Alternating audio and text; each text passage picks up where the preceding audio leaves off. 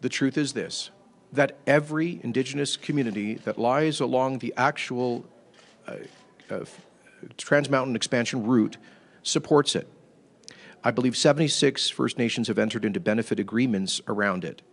According to the, not me, but the Federal Court of Appeal 2 weeks ago, of the 129 First Nations consulted on the Trans Mountain expansion project, 120 are either actively supported or are not opposed to it.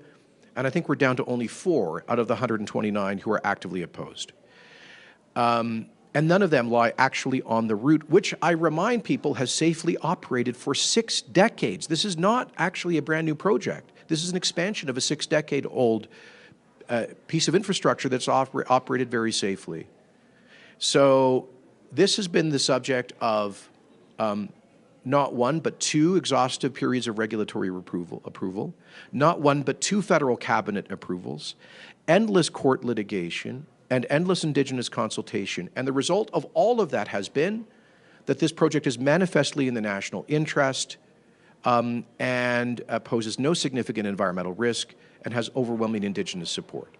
So that is why I think on this Coastal GasLink, and here we're talking, it's not oil, it's natural gas, it's inert, it poses no local environmental risk to speak of, but great economic benefits. $1 billion has been committed by Coastal GasLink to support Indigenous employment and contractors.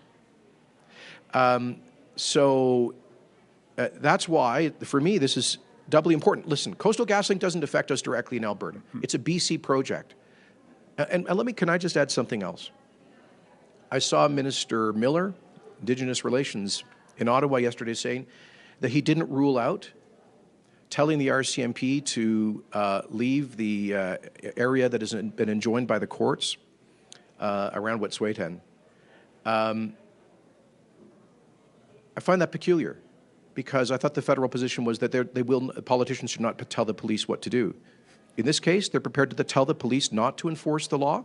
By the way, the law imposed specifically by an independent court order, and the police in this instance, although they are RCMP, are acting as British Columbia's provincial police force to implement a provincial court order. Like, I'm sorry, not only is the rule of law being thrown into doubt here, but a very basic understanding of the Constitution of Canada.